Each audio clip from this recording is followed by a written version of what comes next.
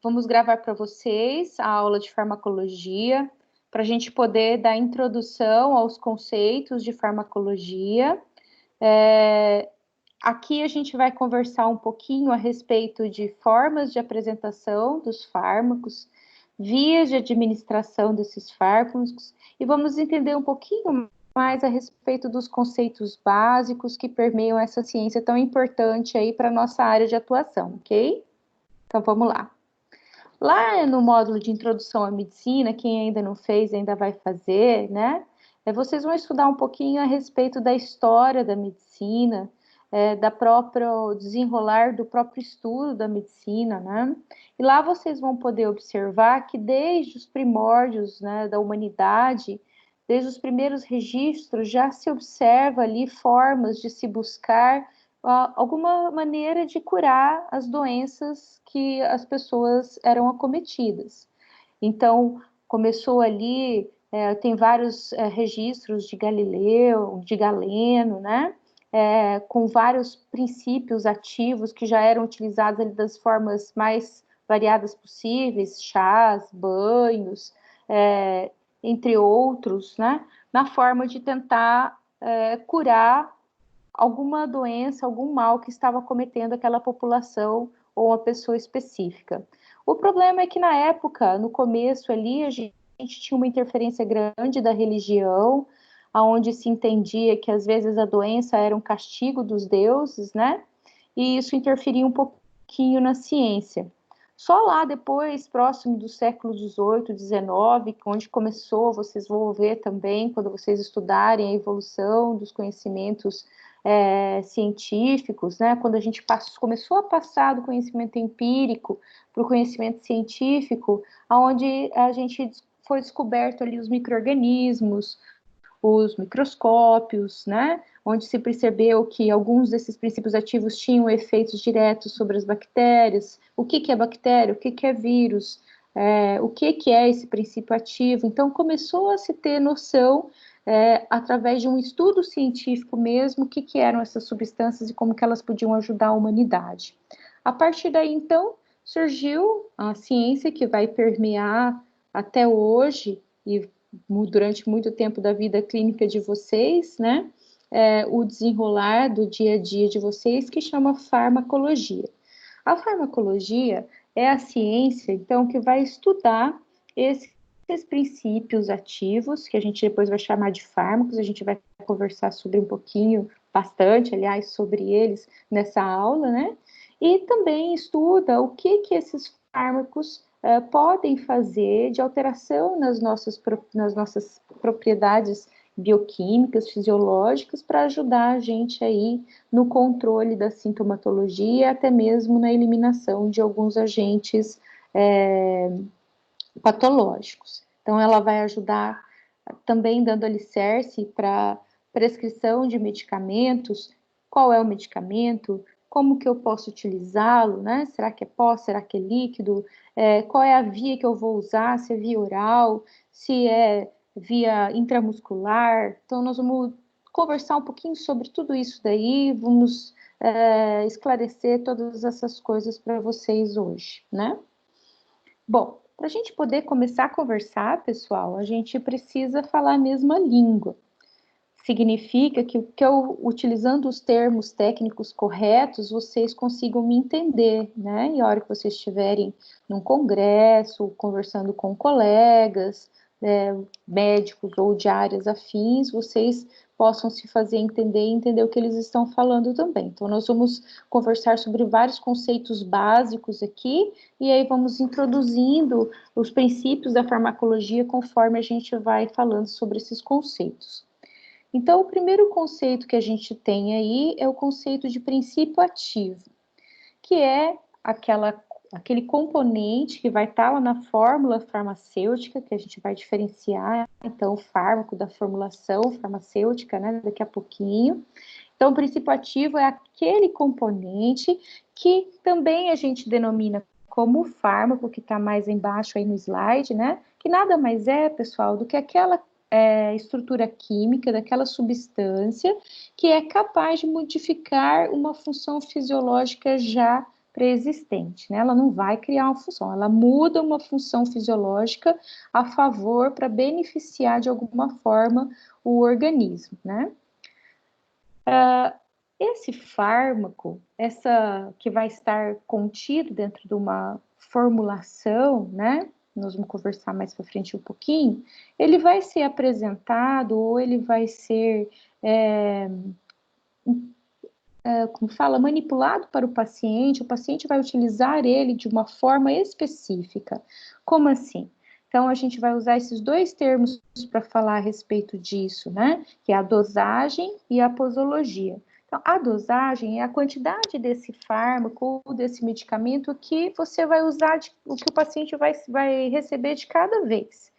Então, olhando lá na posologia, olha lá, é o quanto que o paciente vai tomar, né, daquele fármaco, a dose que ele vai tomar, e a posologia é a frequência, o tempo que vai durar esse uso do paciente. Então, vamos lá, o paciente vai tomar um comprimido que tem uma dose de 2 microgramas do fármaco, 3 vezes ao dia durante 7 dias. Então, vejam que eu estou associando o conceito de dosagem com o conceito de posologia, né?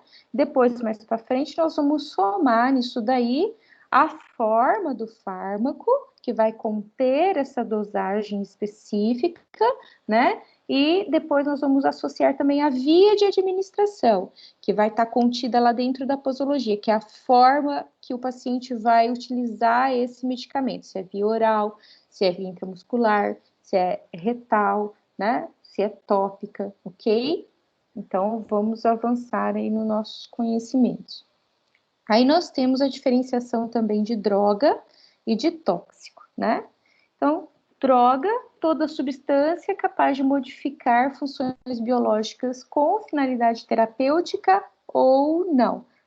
Percebam que daqui a pouco a gente vai falar sobre medicamento também, acrescentando aí, né? A droga com finalidade terapêutica ou não. O medicamento com finalidade terapêutica, a substância química capaz de modificar a função biológica com finalidade terapêutica. A droga pode ser com finalidade terapêutica ou não, né? E tóxica, então, vai ser toda droga ou todo fármaco utilizado de forma diferente ou adversa a essa finalidade terapêutica que a gente deseja.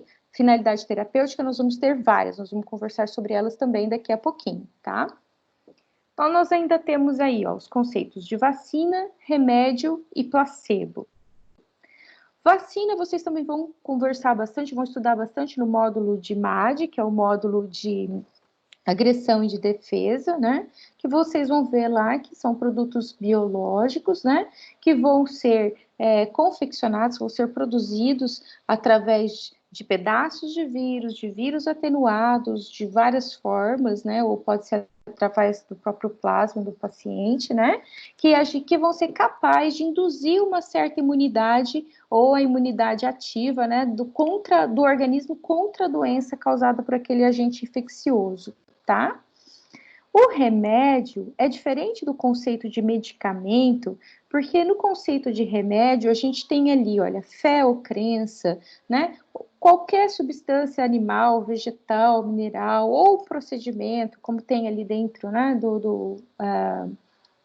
dos parênteses, ginástica, massagem, que tenham intenção benéfica, tá? Então, se você é uma pessoa que tem fé, a sua fé pode ser usada como remédio contra uma determinada doença que está sendo acometida, que você está sendo acometido, né? E o placebo, ele também pode ser, olha lá, um fármaco, um medicamento, uma droga, um remédio, né? Pode ser utilizada numa concentração pequena ou até mesmo um comprimido de açúcar ou uma própria figura do médico, uma figura que traga paz para o paciente ou traga alguma associação benéfica para o paciente e que alivie esse sofrimento do paciente, né? Então, é um pouquinho diferente aí dos conceitos de fármaco e de remédio, né? Então, o que eu entendo como medicamento? É toda substância, então, que ao ser introduzido no organismo, pode preencher alguma dessas características que nós temos aí embaixo, né? Ele pode ter uma ação preventiva ou profilática, diagnóstica, terapêutica ou paliativa, né? Então, eu tenho preventivo ou profilático, pessoal, quando esse medicamento ele vai ser utilizado para evitar o aparecimento de uma doença ou para reduzir a gravidade da mesma. Um exemplo claro disso daí é quando vocês usam a vitamina C para poder evitar de ficar gripado, por exemplo, tá? Diagnóstico. É quando eu utilizo um determinado medicamento, vou dar um exemplo simples para vocês, quando eu vou fazer uma ressonância magnética ou uma tomografia, que eu preciso de evidenciar uma área específica. Então, eu posso usar uma substância que, ao ser injetada na corrente sanguínea, ela vai deixar mais clara na imagem alguma área que eu preciso avaliar melhor. E tem outras várias formas de se utilizar de forma diagnóstica um medicamento, né? Terapêutica, aí sim, quando eu utilizo esse medicamento, né, esse fármaco, para o tratamento da doença específica que o paciente está apresentando, né? Então, por exemplo, o paciente tem uma infecção, eu vou usar um antibiótico. Então, eu estou usando aquele antibiótico de forma terapêutica. Eu também posso usar o mesmo antibiótico de forma profilática. Por exemplo, quando eu vou fazer uma cirurgia no paciente, né, eu vou expô-lo ao meio externo, eu posso usar o antibiótico para que ao circular pela corrente sanguínea, se alguma bactéria cair na corrente sanguínea durante a cirurgia, ele já seja automaticamente eliminado, evitando assim, né, prevenindo dessa forma que o paciente venha a ter uma infecção. Após o ato cirúrgico que abriu o meio interno, né? Então, vejam que o mesmo medicamento, às vezes, pode ser utilizado, né, de formas diferentes aí. Paliativo, quando eu vou utilizar aquele medicamento, para diminuir o sinal e o sintoma, melhorar a qualidade de vida do paciente, mas não para promover a cura. Um exemplo claro disso é quando o paciente está em câncer, tem caso de câncer terminal, e a gente pode usar a morfina para aliviar a dor do paciente, né? Existem também outros inúmeros exemplos que a gente podia ficar falando aqui, mas só para poder associar para vocês guardarem, né? A gente também tem outras, desculpa, passou a mais aqui, né?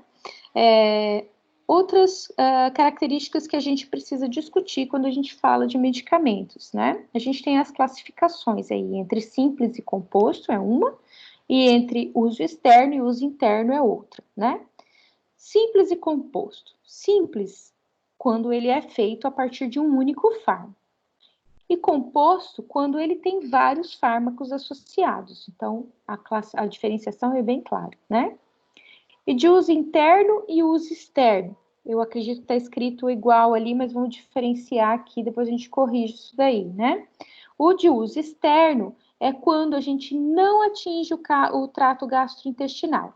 E o uso interno, quando atinge o trato gastrointestinal. Acho que eu já tinha corrigido, né? Então, o uso externo, quando não atinge o trato gastrointestinal, e o uso interno, quando atinge o trato gastrointestinal. Então, vamos fazer uma diferenciação clara disso daí, né?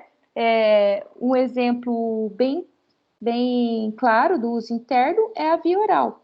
Então, eu estou usando o trato gastrointestinal para fazer a administração do meu fármaco, né? O uso externo, via tópica, passei na pele, é externo, tá? Então, depois a gente vai conversar um pouquinho melhor sobre isso na hora que a gente for falar de vias de administração, tá?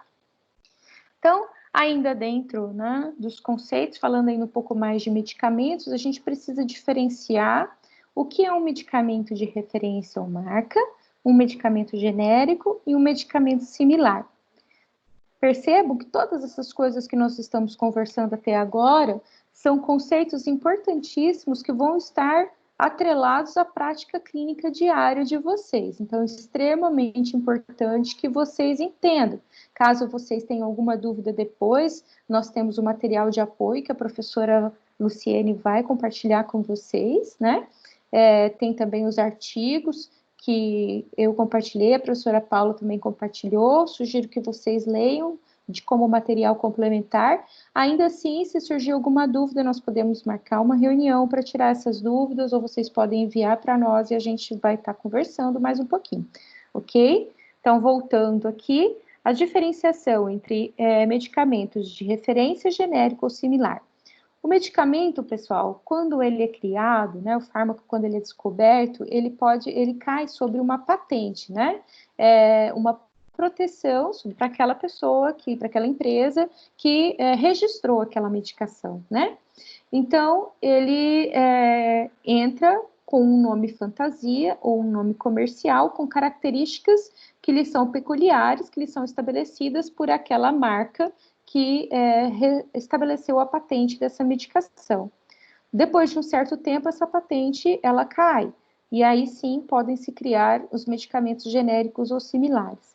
Para eu falar que um medicamento é genérico, eu tenho que considerar que ele leve em consideração as mesmas características do medicamento de marca, tá? Então, ele é apresentado com o mesmo princípio ativo, a mesma dose, a mesma forma farmacêutica, a mesma via de administração do medicamento de referência, tá?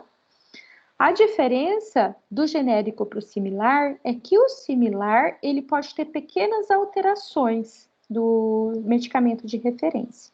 Então, ele pode ter um veículo diferente, né? Um recipiente diferente. Nós vamos explicar esses conceitos para vocês daqui a pouquinho, vocês vão entender, né? E isso pode alterar a qualidade do medicamento, que às vezes pode se usar um de não tão, uma qualidade tão compatível, né? Então, você pode perder um pouquinho de qualidade com um medicamento similar. Então, ele pode vir aí, né, com características físicas também diferentes. Então, aí a gente diferencia bem claramente o medicamento de marca, o genérico e o similar, né? Também vai, se vocês com certeza já receberam alguma vez na vida uma receita médica. Vocês vão fazer muitas receitas, né?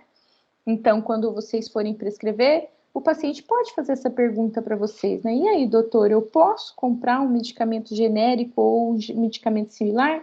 Então, agora vocês já sabem como orientar para o paciente, explicar para o paciente o que significa isso daí, né? Então, quando eu vou indicar, prescrever, receitar um medicamento também para o meu paciente, eu tenho que pensar que ele pode ter alguns efeitos quando ele é administrado com outras medicações ou até alguns efeitos isolados mesmo que podem lhe ser peculiares. Por isso vocês já viram lá, muitas vezes quando vocês abrem uma bula de um remédio que vai estar lá escrito efeito adverso ou efeito colateral. Qual que é a diferença entre efeito adverso e efeito colateral, né? Então, aqui a gente pode observar ali, efeito adverso ou indesejado é uma reação nociva, né?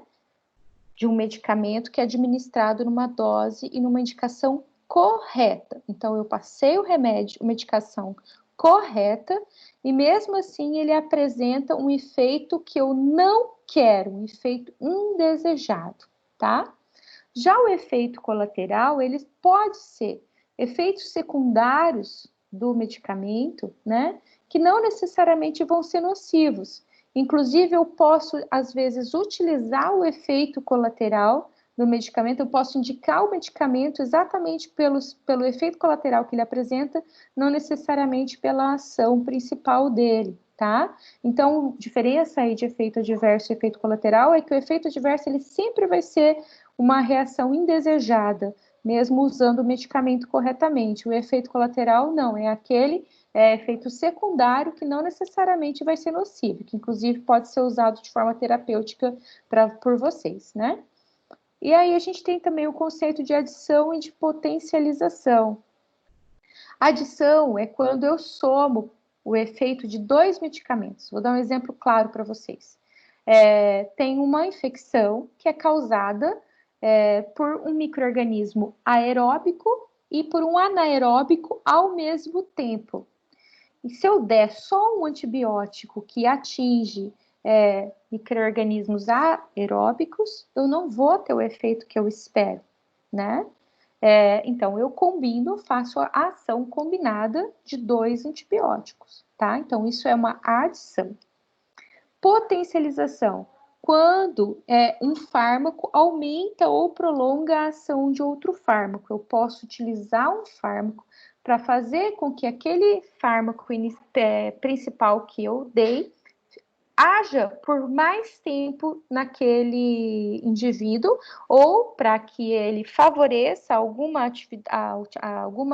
atividade fisiológica que aumente o efeito daquele medicamento, tá? Então, eu posso associar dois medicamentos com essa intenção também. Eu tenho que tomar muito cuidado quando eu utilizo, então, o medicamento, porque eu posso ter essas situações acontecendo e eu preciso fazer o manejo adequado de todas essas características. Eu tenho também um outro conceito extremamente importante, pessoal, quando a gente fala de fármaco, que é o conceito da biodisponibilidade, tá? Então, biodisponibilidade quando eu falo que um fármaco tem uma boa disponibilidade, ou tem uma má biodisponibilidade, eu estou me referindo à quantidade daquele fármaco que vai chegar à circulação sistêmica e se encontrar disponível para ação. Vou dar um contraponto interessante para vocês aí. Quando eu uso uma via oral, o medicamento ele tem que ser primeiro absorvido, ele vai passar pelo fígado, né? Vai sofrer a metabolização hepática para depois ser disponibilizado para a corrente sanguínea. Então, isso tem um tempo e tem toda a interferência aí de todo esse caminho, né? Diferentemente quando eu uso um medicamento, por exemplo, direto na corrente sanguínea, né? Eu já tenho essa quantidade de fármaco que eu estou administrando para o paciente diretamente disponibilizado na corrente circulatória. Então, ele já vai se encontrar disponível para ação imediatamente, percebe?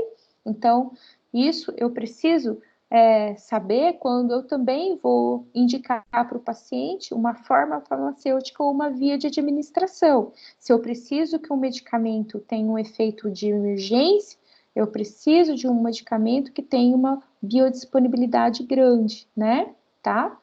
Agora, às vezes a gente quer, inclusive, que o efeito seja mais lento. Então, percebe? A gente precisa entender isso para a gente poder indicar corretamente para o paciente. Mecanismo de ação vai ser a interação bioquímica específica que essa droga vai ter no nosso organismo, produzindo o efeito farmacológico que a gente espera, ou seja, a alteração ou modificando aquela característica fisiológica do organismo que a gente espera, né? Então, a gente tem aí, como ação dos medicamentos, a diferenciação entre local e sistêmico, tá? Então, o local é aquela medicação que vai ter efeito só, como diz o próprio nome, no local onde ela está sendo aplicada. E sistêmica vai ser aquela medicação que, de alguma forma, vai ser disponibilizada para o organismo inteiro, então vai ter um efeito sistêmico, tá? Depois a gente vai conversar sobre as vias de administração, não confundam tópico com local, né? Às vezes a gente usa um adesivo, por exemplo, que é tópico, que é colocado na pele, mas ele tem características específicas que tem uma propriedade de disponibilizar o fármaco para a corrente circulatória, então de forma sistêmica. Mas a gente vai conversar um pouquinho melhor sobre isso, tá? Então, local, efeito só no local, e sistêmico, o efeito no organismo de uma forma geral. A gente tem ainda outro aspecto importante para a gente discutir a respeito dos tipos de ação local e dos tipos de ação sistêmica, conversando ainda sobre esse tópico de local versus sistêmico. Os tipos de ação local eu tenho várias, como a gente estava conversando no slide anterior. Então, eu tenho ali antisséptico, adstringente, irritante, paliativo, emoliente, anestésico, né? Então, dependendo da ação que ele vai provocar ali no local.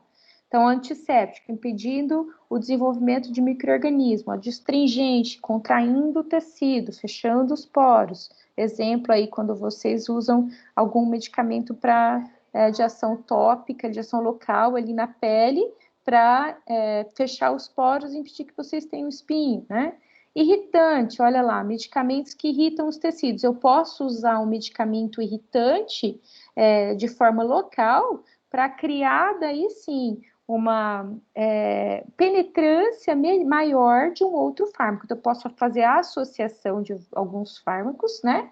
O fármaco de ação local, que vai promover uma irritação local ali na região da derme que ele está sendo aplicado, fazendo com que o medicamento, outro medicamento que está composto na formulação farmacêutica, possa penetrar nas camadas mais profundas da pele e atingir a circulação sanguínea e ter uma ação sistêmica, percebe? Então, eu posso ter combinação aí, né?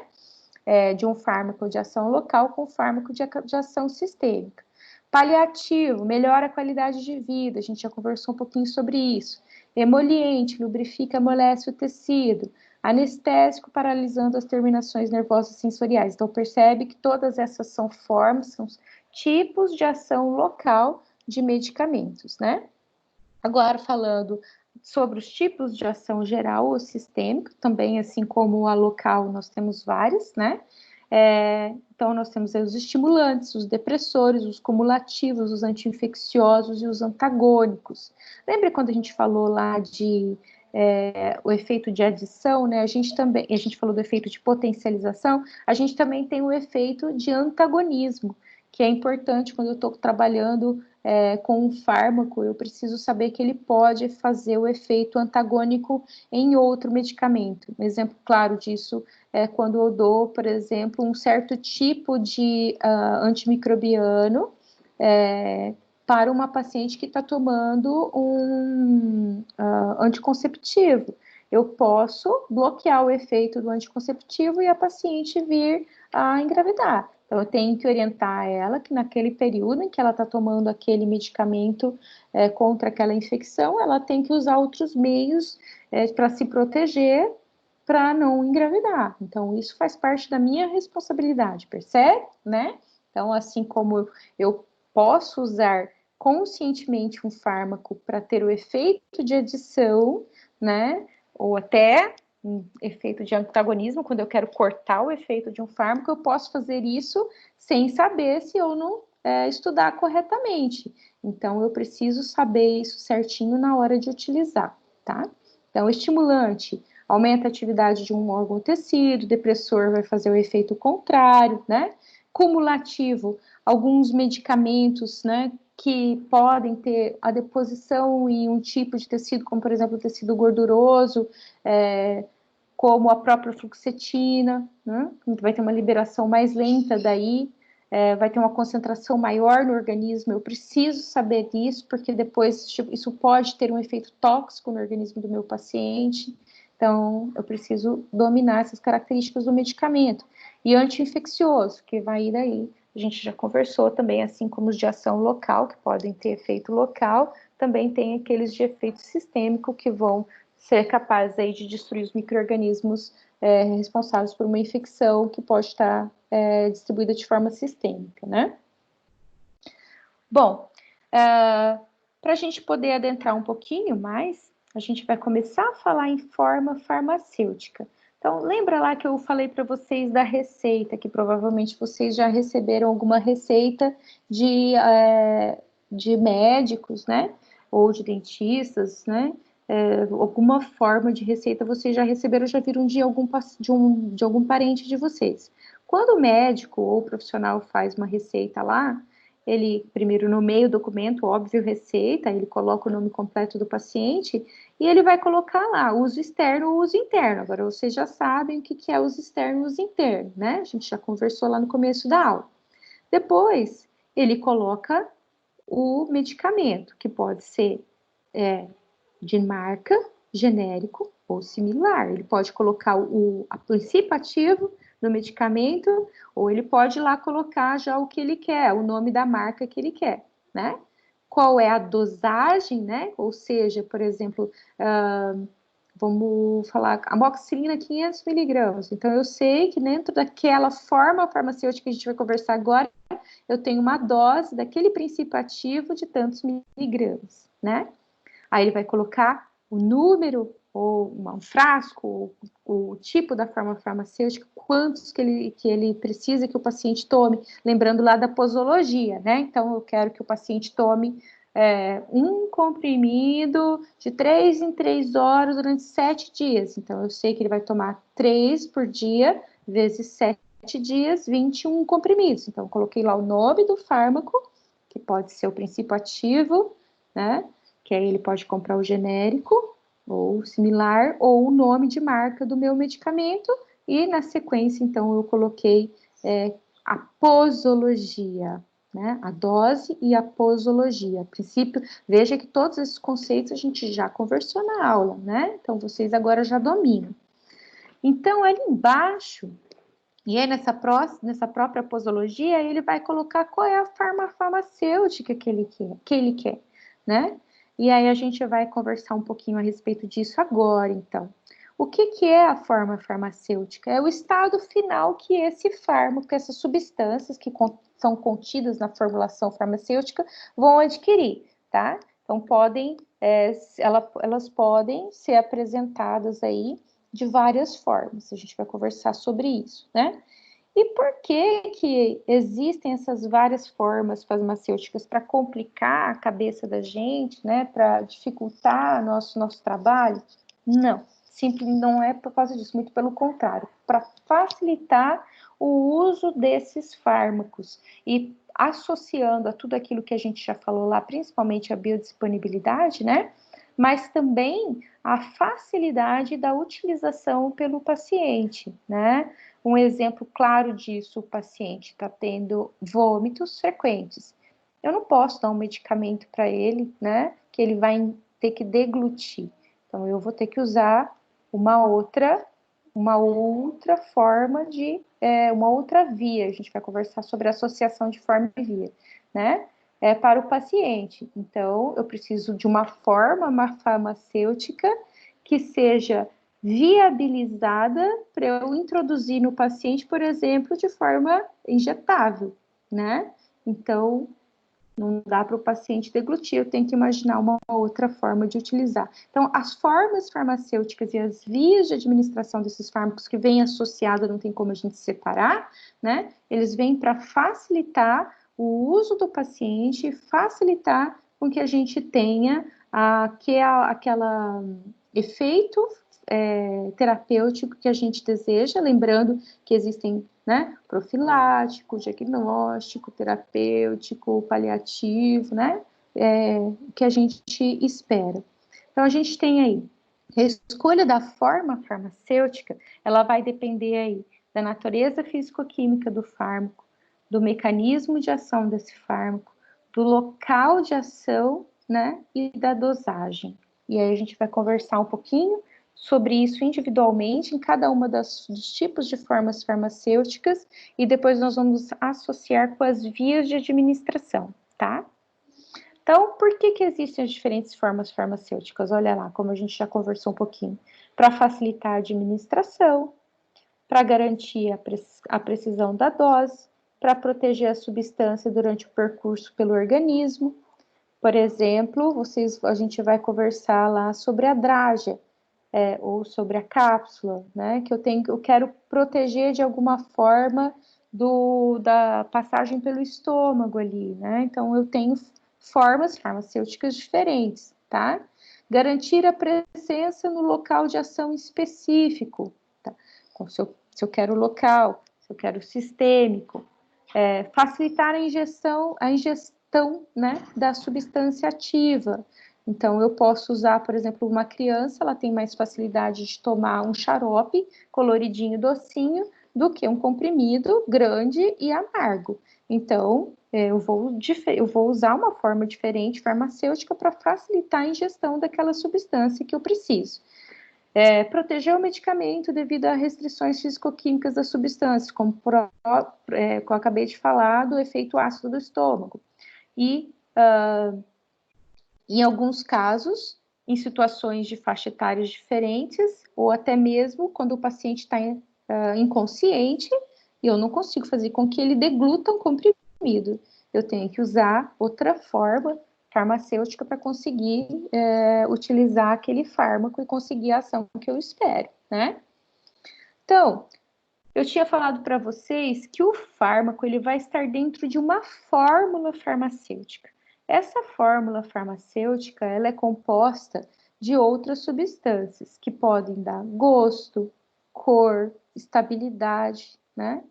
Então, quando eu tenho uma formulação farmacêutica líquida, eu vou ter um veículo, que é aquela substância onde vão estar dissolvidos os outros componentes da fórmula. E quando eu tenho uma forma sólida, eu vou ter o excipiente.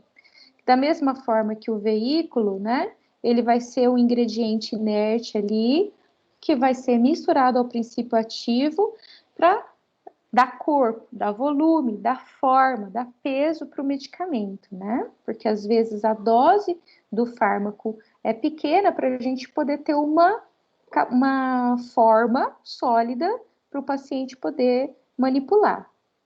E os adjuvantes vão ser aqueles, como eu disse para vocês ali, vão ajudar mantendo essa formulação farmacêutica por mais tempo, dando estabilidade, preservando, né, essas substâncias, podem deixá-la mais espessa, mais fina, diluir, podem dar cor, podem dar gosto, né? Então, a gente tem esses adjuvantes farmacêuticos. Se vocês pegarem uma bula lá e forem ler, vocês vão ter, então, além do princípio ativo, vocês vão ter um veículo ou recipiente, dependendo se é líquido ou sólido, e vão ter os adjuvantes farmacêuticos que vão ter essas responsabilidades aí que a gente acabou de conversar, né? Então, como a gente estava falando, existem algumas formas de apresentação do medicamento. A gente tem 4 principais: as formas sólidas, as formas pastosas ou semissólidas, as formas líquidas e as formas gasosas. Vamos conversar sobre cada uma agora particularmente, né? As formas sólidas, dentro das formas sólidas, eu tenho várias formas, né? Eu tenho os pós, que, obviamente, né, esse medicamento vai estar apresentado na forma de pó, que vai ser dissolvido num líquido apropriado, que vai vir na bula conforme a orientação do fabricante.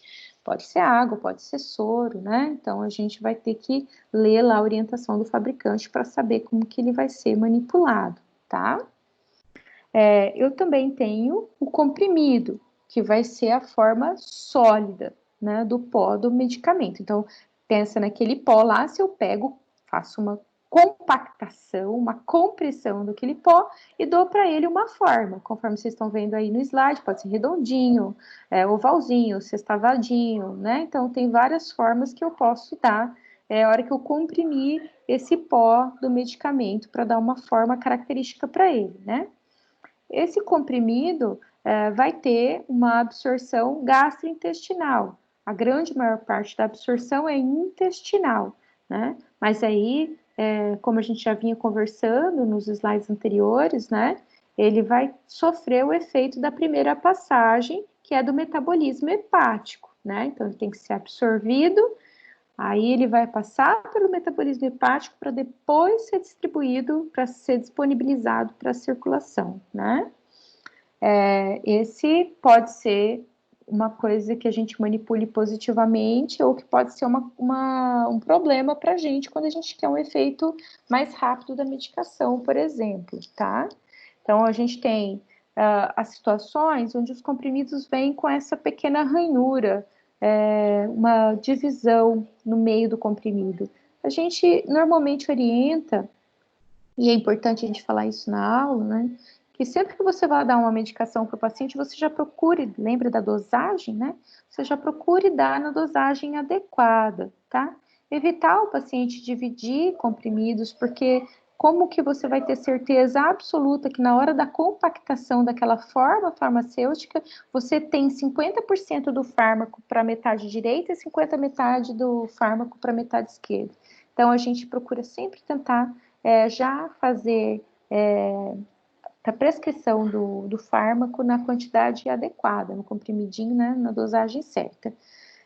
Também tem aqueles comprimidos que podem ser mastigáveis, que vão conter adoçante, né, que não são para serem engolidos, né, e tem aqueles efervescentes, como a gente já tinha dado o exemplo lá da vitamina C, que vai ser colocado numa solução para depois ser administrado. Então, são formas de apresentação aí do comprimido. Dentro das formas sólidas, então vamos retomar. Nós já vimos o pó, nós já vimos o comprimido, agora nós estamos vendo outra forma sólida que é a drágea, né?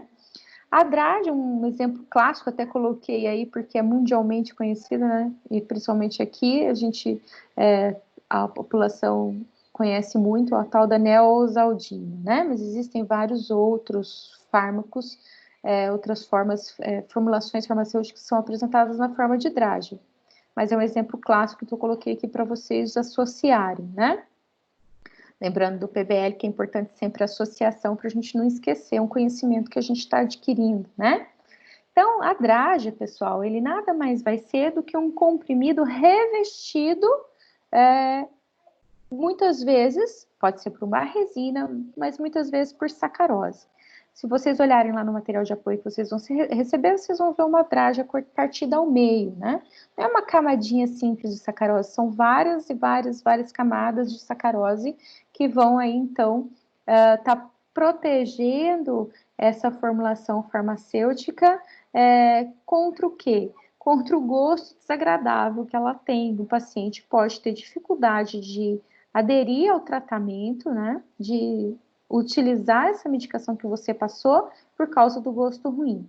Então, a gente usa a forma, então, farmacêutica tipo drágea, para mascarar o gosto desagradável daquela formulação farmacêutica, tá? Assim como o comprimido também vai ter uma absorção gastrointestinal, né? Não deve ser partido, óbvio, né? Porque se eu partir, eu vou expor o interior, que é justamente o que eu estou tentando suavizar, esconder, né? E aí o paciente volta a sentir o gosto desagradável e a gente volta a ter todos os problemas que a gente está tentando eliminar, né? E de preferência, não ficar manipulando com a mão, manter muito tempo na mão, porque ela pode ir dissolvendo essa camada superficial e a gente pode ir tendo aí uma perda do que a gente deseja, né? A gente ainda tem, então, dentro das formas sólidas, a cápsula. Então, a gente falou aí dos pós, né? Dos comprimidos, das drágeas. Agora, a gente tem as cápsulas e as pastilhas aí para vocês visualizarem, né? A gente diferenciar. A cápsula, ela vai ter aí um invólucro de gelatina que pode ser duro ou mole. E dentro dessa cápsula, desse invólucro, né, a gente pode ter um ou mais fármacos. E a gente pode ter um pó, a gente pode ter um líquido dentro dessa cápsula, tá?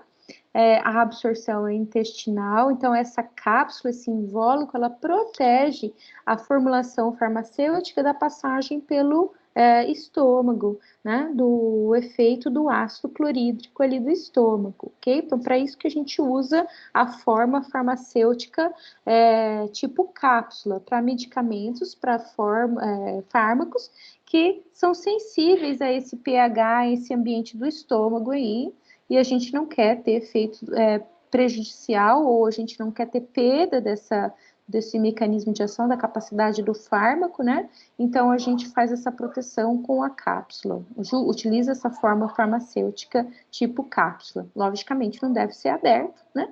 Senão, o que a gente acabou de falar é perdido. A pastilha também é um preparado sólido, né? Que tem o princípio ativo aí normalmente unido com açúcar, e que a gente vai utilizar para efeito na mucosa oral, ou seja, o pastilho, um exemplo claro disso aí é quando vocês estão com dor de garganta e utilizam uma pastilha, então você fica com a pastilha, que é esse preparado sólido docinho, na boca, a dissolução vai sendo lenta, né? E o medicamento vai sendo liberado aos poucos para efeito ali normalmente mais local do que sistêmico, tá? Então, essas foram as formas sólidas. Aí a gente viu pó, comprimido, drágea, cápsula e pastilha. Agora nós vamos passar para outra forma de apresentação, que é a forma pastosa ou semissólida. Assim como a forma sólida, nós vamos ter várias formas de apresentação pastosa ou semissólida, como os cremes, as pomadas, os emplastros, os ungüentos, as pastas e os géis. O que vai diferenciar uma da outra? Se ela é mais aquosa, se ela é mais oleaginosa, se ela é mais líquida ou se ela é mais sólida, tá? Então, olha um exemplo claro ali, né? O creme, emulsões líquidas, viscosas, tipo óleo e água, ou água e óleo, né? Então, elas são mais líquidas, diferentemente das pastas, lá embaixo, olha lá, que também é uma forma pastosa ou semissólida, mas onde eu tenho uma grande quantidade de sólido. Então, eu posso manipular isso, por exemplo, quando eu quero, eu não vou usar uma pomada, que é uma forma semissólida, que é oleaginosa, numa pele que é oleosa, por exemplo, tá? Então, eu vou preferir uma forma semissólida que não seja oleaginosa. Então, eu vou usar um creme, por exemplo, tá? Eu quero que essa substância permaneça mais tempo em contato com o local onde eu apliquei. Eu posso usar uma pasta, tá? Para fazer com que ela fique mais firme no local. Então, eu posso usar essas formas diferentes dependendo do que eu desejo. E eu sempre tenho que ver o que eu desejo associando as características físico-químicas dela. Lembra daquele slide lá, quando a gente falou quando o que diferencia uma forma da outra e quando usar, né? Ok? Bom, aí a gente já passa para a nossa terceira forma farmacêutica, que é a forma líquida. A gente já viu a sólida, a semissólida, agora a líquida. Uma característica, uma diferenciação bem importante da gente fazer já de cara é entre solução e suspensão. Então, na solução, eu vou ter lá, olha, uma mistura homogênea de duas ou mais substâncias, resultando em um produto final com uma única fase. Lá na suspensão, eu já tenho partículas sólidas dispersas no veículo líquido, no qual as partículas não são solúveis. Ou seja, na solução, elas estão misturadas homogeneamente, está uma fase só. Na suspensão, não. Eu tenho partículas sólidas dispersas no veículo líquido, ou seja, eu preciso agitar essa suspensão antes de utilizar, de forma que eu distribua o fármaco, né, homogeneamente nessa suspensão, tá? Então, preciso saber adequadamente isso para orientar que o meu paciente faça uso correto dessa formulação que eu vou passar para ele, dessa forma farmacêutica, né? A suspensão eu posso usar, então, de forma tópica, de forma oral ou de forma injetável, né? De forma tópica, quando eu aplico na pele, de forma oral, quando o meu paciente vai usar o trato gastrointestinal, né? E de forma injetável, quando eu for usar alguma das vias injetáveis, que pode ser intramuscular, intradérmica, subcutânea ou endovenosa, né? Então, nessa situação, a gente sempre vai utilizar as substâncias estéreis com partículas bem pequenininhas, né? Seria de 1 a 10 microgramas. No veículo, a grande maior parte das vezes é água, mas pode ser, para algumas vias específicas, a gente tem diferenciação entre o tipo de veículo que pode ser utilizado, mas isso é uma conversa para daqui a pouco, tá? O importante agora é saber que a suspensão ela pode ser utilizada por vias de administração diferentes, né? Tópico, oral ou injetável. Assim como a suspensão, a solução também, né? Pode ser utilizada de forma oral, oftálmica, otológica, nasal, né? O próprio nome já diz, olha lá, oral, mistura homogênea de uma ou mais substância no produto que vai ser utilizado para via oral. Então, o paciente vai deglutir, né? Oftálmica vai ser utilizada no olho. Importante que seja isotônico com pH de 7,4 e que seja estéril por conta da própria característica ali da mucosa, né? Que pode ser suscetível às infecções secundárias, né? Otológica também, olha lá, isotônica, com pH de 5 a 7,8, características normais do local onde você está utilizando. Viscosa, para que ele possa escoar e chegar no local adequado que você espera, precisa que ele atue, né? Nasal, isotônica, estéril, com pH de 6,4 a 9, destinada à administração nasal, né? Então, a gente pode ter aí essas características para solução também, assim como nós tivemos para suspensão. Ainda, dentro das formas líquidas, é importante a gente diferenciar xarope de elixir, de emulsão e de colutório. Então, a gente vai ter aí uma diferenciação bem, também assim como nas formas semissólidas, mas aqui em relação mais à quantidade de a característica da formulação farmacêutica, né? No caso do xarope, vai ser uma formulação farmacêutica com maior quantidade de açúcar. No elixir, a gente já pode ter a presença de soluções hidroalcoólicas, né? Na emulsão, a gente vai ter duas fases, na grande maioria das vezes, óleo e água, onde o paciente também vai ter que fazer aquela agitar o fármaco, né, a formulação antes de utilizar. E o colutório vai ser mais aquele utilizado na mucosa bucal, principalmente, né, para bochechos, para ação tópica, ação local ali na mucosa bucal. Aí nós temos a nossa última forma farmacêutica, que é a forma gasosa, onde também, assim como na forma líquida a gente diferenciou solução de suspensão, a gente precisa aprender a diferenciar aerosol de spray. Então, o aerosol, ele vai ser aí uma emissão de uma fina camada, né, de materiais líquidos ou sólidos. Então, numa forma aí onde a gente tem um ou mais princípios ativos, né, que vai ser utilizando o meio gasoso, né, e o spray, que vão ser semelhantes aos aerosóis, mas o diâmetro da partícula é maior, e a gente fala que a gente tem aí uma superfície molhante, né, então, depende do que a gente espera. Passando, então, para vias de administração, onde a gente terminou as formas de apresentação dos fármacos, né? A gente vai ver como que a gente pode administrar esses fármacos, essas formulações, essas formas farmacêuticas. Agora a gente já sabe diferenciar cada um desses itens, né? Para o nosso paciente. Então, a gente tem aí uma diferenciação básica que a gente precisa saber, que seriam as enterais ou as parenterais, né? As enterais são aquelas onde o fármaco vai ter contato com o tubo digestivo. E as parenterais são onde o fármaco não vai ter contato com o tubo digestivo. Qual que é a diferença principal e importantíssima da gente entender aí?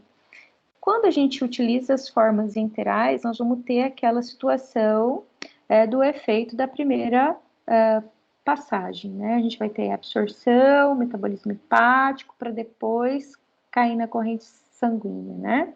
Na circulação sistêmica.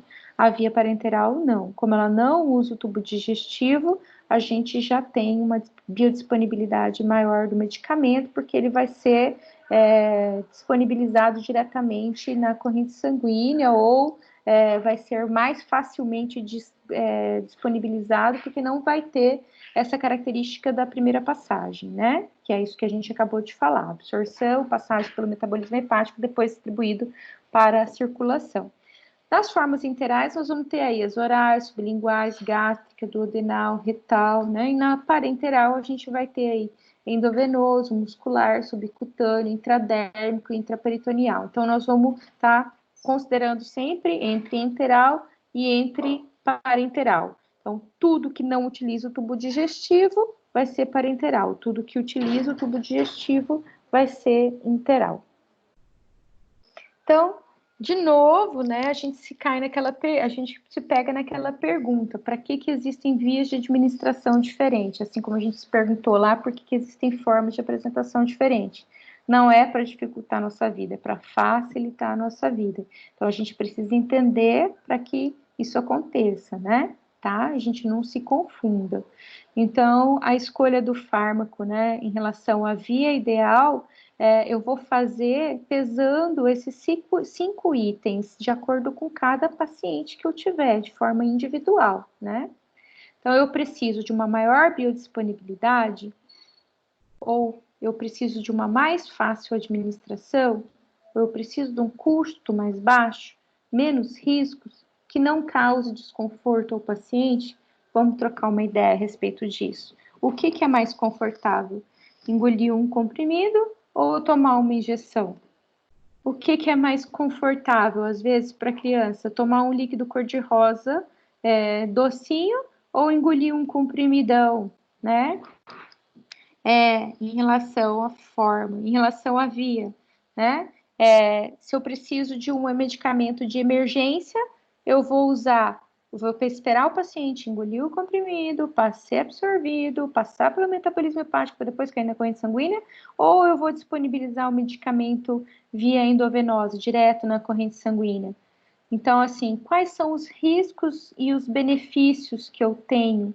Eu preciso associar essas coisas para eu poder escolher. Então, primeiro a forma que a gente viu lá atrás e agora a via ideal para o meu paciente. Eu preciso escolher aquela via que me traga menos riscos, mas que o efeito seja o que eu espero, mas ao mesmo tempo eu preciso que o meu paciente aceite, né, que o meu paciente, como fala, acredite naquilo para que ele possa usar de forma adequada. Não adianta eu falar para ele, vai tomar uma injeção dia sim, dia não, e ele na minha frente ele concordar e não utilizar aquilo, porque ele vai doer, ele não suporta injeção, tal. Então, será que não é melhor, mesmo eu tendo um efeito menor, mesmo eu tendo toda essa característica de menor biodisponibilidade, eu usar uma via oral, né? Onde eu tenho uma adesão maior, lembrei o termo, uma adesão melhor do paciente, né? Do que simplesmente eu não ter efeito nenhum. Então, eu preciso entender isso daí. Se eu tenho um paciente que está inconsciente, por exemplo, eu não tenho opção, eu não posso usar uma via oral, mas eu posso usar a via retal.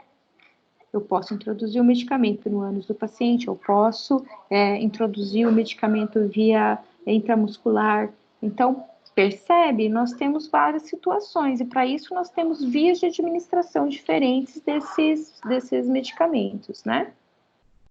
Então, assim como nós fizemos com as formas de administração, nós vamos fazer agora com as vias, né? Nós vamos conversar individualmente. Conversando sobre a via oral, ela tem várias vantagens e várias desvantagens. A grande vantagem da administração por via oral, lembra aí, eu posso ter várias formas farmacêuticas administradas por via oral, comprimido, drágia, líquidos, forma líquida, né? Então, agora é a hora de associar uma coisa com a outra, tá? Então, uma coisa é a forma farmacêutica, outra coisa é a via de administração desse fármaco, né? Via oral, o paciente está deglutindo, vou usar o trato gastrointestinal, né? Então, eu tenho a via entérica. Vantagem, a adesão do paciente, não tem dor para tomar o comprimido, né? Como ele teria, por exemplo, numa medicação injetável. Então, ele adere mais fácil. Só que, ao mesmo tempo, eu tenho uma situação que pode acontecer dele esquecer de tomar um comprimido. Eu dependo dele, né? Dependo da disciplina do paciente, de que ele tenha uma conscientização adequada, de que ele precisa tomar, olha lá, a dose na posologia adequada, né? Lembra dos conhecimentos que a gente já falou. Então, eu tenho, ao mesmo tempo, aí a vantagem de adesão ao tratamento, mas, ao mesmo tempo, eu tenho a desvantagem de ser altamente dependente do paciente ele não usar da forma adequada, né?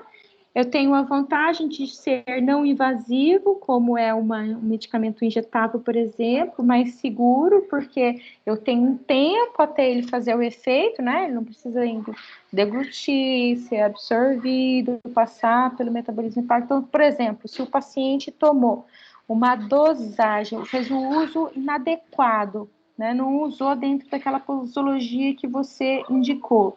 Era para ele tomar um comprimido, ele tomou 10.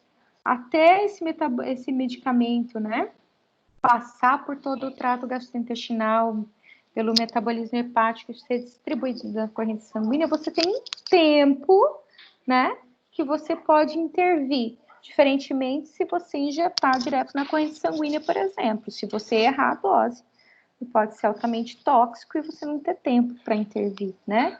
Então, ele não invasivo e mais seguro. Mas, pelo lado negativo, ele vai ter um tempo maior para poder fazer efeito. Então, não é apropriado para emergências, né? Então, pensa bem, eu tenho que fazer essa balança o tempo inteiro para eu poder decidir o que eu vou fazer, né? É mais barato se comparado aos outros, né? Não requer tratamento, o paciente não precisa de treinamento para engolir o comprimido ou o xarope, mas você precisa de um treinamento para poder fazer, por exemplo, a injeção de um medicamento, né? Tem a desvantagem de sabor desagradável, que a gente pode mascarar com o uso da drágia, né? Que a gente já conversou. A desvantagem também do paciente apresentar náuseas e vômitos, e aí você não sabe quanto do medicamento que ficou, quanto que ele foi expelido, né? Isso você não tem, por exemplo, com a medicação injetável. Então, pensa de novo, você tem que pôr na balança como está o meu paciente, quem é meu paciente, qual é o caso clínico, o que eu preciso, o que eu vou fazer, né? O que eu vou escolher, qual é a via de administração adequada para essa situação específica, né?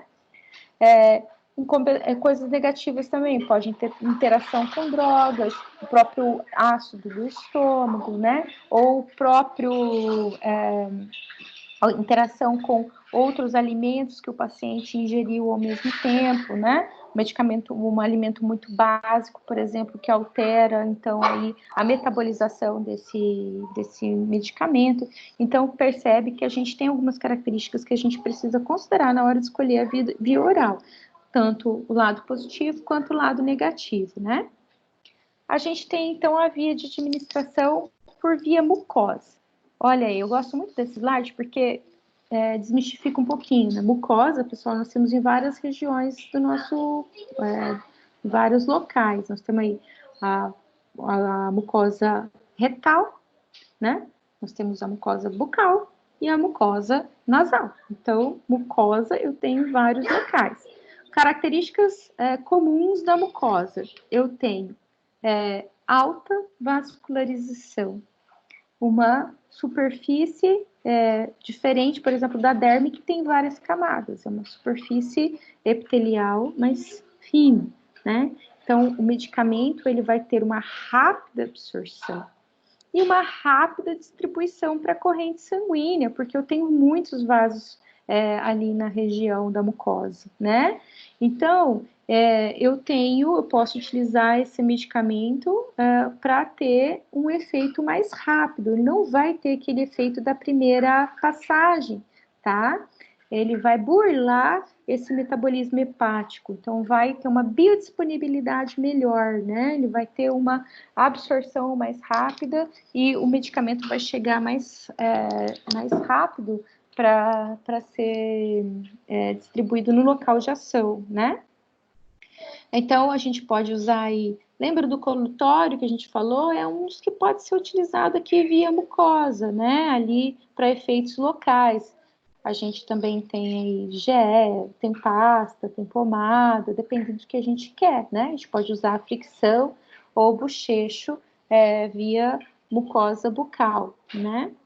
A gente também aí, para utilizar a mucosa bucal, a gente pode utilizar a via sublingual, que aí a gente, na grande maioria das vezes, vai usar um comprimidinho, que vai ser colocado ali na região embaixo da língua. Se vocês tiverem curiosidade, levantem a língua na frente do espelho, vocês vão ver que essa área é ricamente vascularizada, essa área da mucosa, né? Então, o comprimido deve ficar ali no local até que ele seja completamente dissolvido, né, e absorvido pela mucosa e disponibilizado para a corrente sanguínea. De novo, não vai ter o efeito da primeira passagem, lembrando lá que não vai ter que passar pelo estômago, passar pelo metabolismo hepático e depois ser distribuído, ele já vai ser absorvido diretamente pela circulação, né, através da mucosa ali, que tem uma superfície mais fina, né, e que ricamente vascularizado, né? Só que a gente tem que tomar muito cuidado e orientar adequadamente o paciente, porque ele tem que colocar o comprimidinho ali embaixo da língua, não pode ficar falando, ele não pode tomar tomar água ou outras substâncias enquanto o comprimido está ali sendo dissolvido e absorvido, né? Ele não pode deglutir esse comprimido, então ele tem que tomar alguns cuidados durante a utilização dessa via sublingual, porque se ele não usar adequadamente, a gente vai ter aí uma situação da droga ser inadequadamente absorvida, né? E ela não fazer o efeito que a gente espera. Às vezes é complicado utilizar a via sublingual, porque a grande maioria das vezes esses comprimidos eles têm um gosto desagradável, então nem sempre o paciente tem uma aderência adequada ao tratamento. Ainda usando a via mucosa, como eu falei para vocês, via mucosa, tem a mucosa oral, a mucosa retal e a mucosa nasal. Nós falamos da mucosa oral, e agora a gente vai falar da mucosa, utilizando a mucosa retal, via retal, né?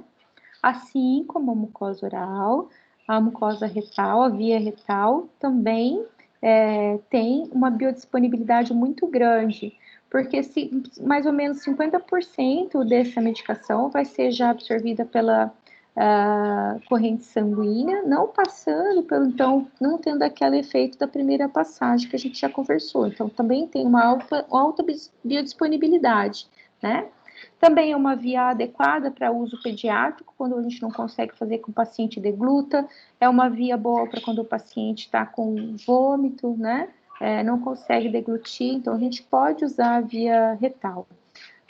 O problema é que nem sempre o paciente aceita essa via, ele pode ter também um reflexo de defecação, ou se a gente coloca o comprimido, ele tem vontade de expelir, né? O comprimido não, desculpa, a forma farmacêutica, a gente vai conversar sobre isso daqui a pouquinho, né?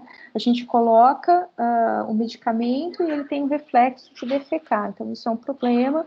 A gente também pode ter situações onde a gente tem absorção irregular por ele ter restos de fezes, essas situação pode dificultar o acesso da mucosa e a absorção do medicamento, né? Também pode irritar a mucosa anal. Então, a gente tem que estar pesando sempre as características de vantagens e desvantagens para escolher aquela via específica, né? Em relação à mucosa retal, a gente pode estar utilizando aí os enemas, enteropismas ou clísteres, ou ainda os supositórios ou óvulos, né? Os enemas, enteroclismas ou clíster são aquelas formas para a gente introduzir um líquido para ser disponibilizado via mucosa retal. Já no caso supositórios ou óvulos, para formas farmacêuticas sólidas, né? Eu coloquei, a gente falou da via retal, mas também tem a via vaginal, que a vagina também é revestida por uma mucosa. Também a gente pode utilizar a vagina para poder fazer a utilização, né, a administração de alguns fármacos, né? Então, a gente pode ter esses supositórios ou óvulos aí, que são revestidos por um invólucro gelatinoso, onde dentro a gente tem a formulação farmacêutica, né? E esse invólucro, ele é termosensível, então ele vai se dissolver na temperatura da mucosa, e aí expor, então, esse fármaco para ser absorvido e para poder ter o efeito desejado, tá? E aí a gente tem aí, a gente falou da mucosa oral, a gente falou da mucosa retal, vaginal agora, né? E ainda tem a mucosa nasal, né? Que a gente pode utilizar a via inalatória daí. Então, a gente falou via mucosa oral, via retal, via inalatória agora, né? Então, a gente pode utilizar esses fármacos de via inalatória tanto para uso na própria mucosa nasal, até efeito sistêmico mais a nível de alvéolos pulmonares, né? Então, tanto para efeitos locais, como para efeitos sistêmicos. Então, a grande maioria das vezes, a gente vai utilizar aí a forma gasosa nessas situações, em formas de aerosóis ou sprays. Uma grande vantagem disso daí é a absorção, né? normalmente, justamente por causa daquilo que a gente falou, da característica da mucosa, ser altamente vascularizados, né? De ser uma superfície de revestimento mais fina, então que facilita a biodisponibilidade do medicamento, né? E também da superfície grande da região dos alvéolos pulmonares, né? Quanto maior a superfície, maior a absorção, obviamente, né? Isso é claro. E como desvantagem, a gente pode ter aí também o uso inadequado do paciente. Um exemplo claro, quando o paciente vai usar aquela bombinha, lembra aquela bombinha que o paciente tem que inalar? Então, nessa situação, o paciente tem que prender a respiração durante um tempo para a medicação poder chegar no local, para depois ele exalar. Se ele fizer o uso de forma inadvertida ou errada, né, ele pode ter uma perda dessas substâncias, principalmente quando são gases, né, que são mais voláteis, né, e você não saber quanto da medicação foi utilizada da forma adequada, né. Então, comparando aí com a história do paciente ter vomitado, por exemplo, a medicação que foi utilizada de forma oral, né, por via oral, quando ele deglutiu o comprimido, né? A mesma coisa seria aqui. Então, ele não usou de forma adequada, você não sabe, então você não tem um controle adequado, às vezes, da dose que está sendo administrada, né? Depende muito do paciente, da disciplina do paciente na hora de utilizar. Então, a gente tem também a via auricular, que pode ser utilizado, né? Uma das características, a gente põe esse slide aí bastante para mostrar essa técnica, lembrando que o paciente tem que estar com a cabeça inclinada e permanecer nessa posição de 2 a 3 minutos para que o fármaco possa, né, escoar e chegar no local de ação. Importante orientar esse paciente. Para a gente pode ser uma coisa simples, mas o paciente tem que ser orientado em relação a isso para poder fazer o uso adequado da substância. A gente ainda tem a via cutânea e transdérmica, aonde a gente vai ter aí, na via cutânea, principalmente, uma liberação mais lenta da medicação, então, o seu uso tópico, né? Lembra que a gente falou lá o local e sistêmico, aqui no caso é um efeito local da via cutânea, né? Onde a medicação vai ser liberada de forma mais lenta, vai ser uma utilização simples, indolor, né? Também não sujeito ao metabolismo hepático, o paciente não vai ter aquela situação onde vai ter que passar pelo estômago, ser absorvido, passar pelo metabolismo hepático para depois ser distribuído para a corrente sanguínea, né? Ele vai ter efeito local só ali. A desvantagem pode irritar a pele e o tempo de ação, obviamente, que vai ser mais lento um pouco. Só ver se eu não passei a mais aqui. Ok. A gente tem aí, dentro dessas vias, a gente pode utilizar as soluções, os cremes, as pomadas, os óleos, as loções, os ungüentos, as tinturas, e pode ser por fricção local, por aplicação, por banhos, né? Então, podem ser várias formas farmacêuticas diferentes, né? Então, uma característica importante que a gente precisa considerar quando a gente vai utilizar essa via é que toda vez que eu tenho... depois vai ter no slide mais para frente, a gente vai ver ali a característica da derme, né? Mas toda vez que eu tenho qualquer situação onde eu tenho uma descamação ou uma perda do epitélio superficial, ali, das camadas mais superficiais da derme, e eu tenho uma exposição do conjuntivo das camadas mais profundas, eu vou ter uma maior facilidade desse fármaco de ter acesso à circulação sanguínea. Né? Então, dessa forma, eu vou ter uma absorção maior e um efeito mais rápido, uma biodisponibilidade maior desse medicamento, né? Então, olhando aqui no slide, a gente pode ver o que eu estava falando exatamente, né? Onde a gente vê epiderme, derme, hipoderme, as camadas, então, aí, né? Da pele, onde a gente vê ali que o uso tópico pela via cutânea vai agir só nessa camada mais superficial.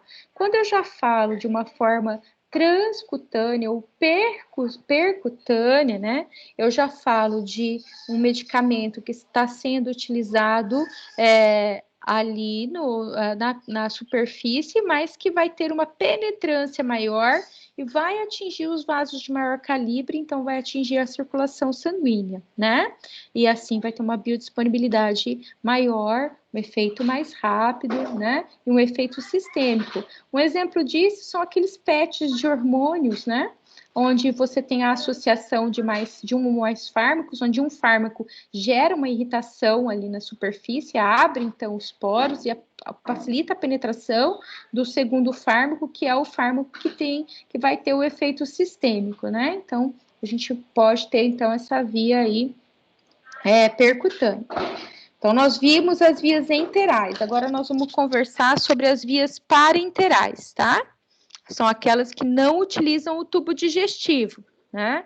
Então, aí nós vamos ter algumas, como as que estão sendo... Eu gosto muito dessa figura, porque fica bem fácil de vocês diferenciar.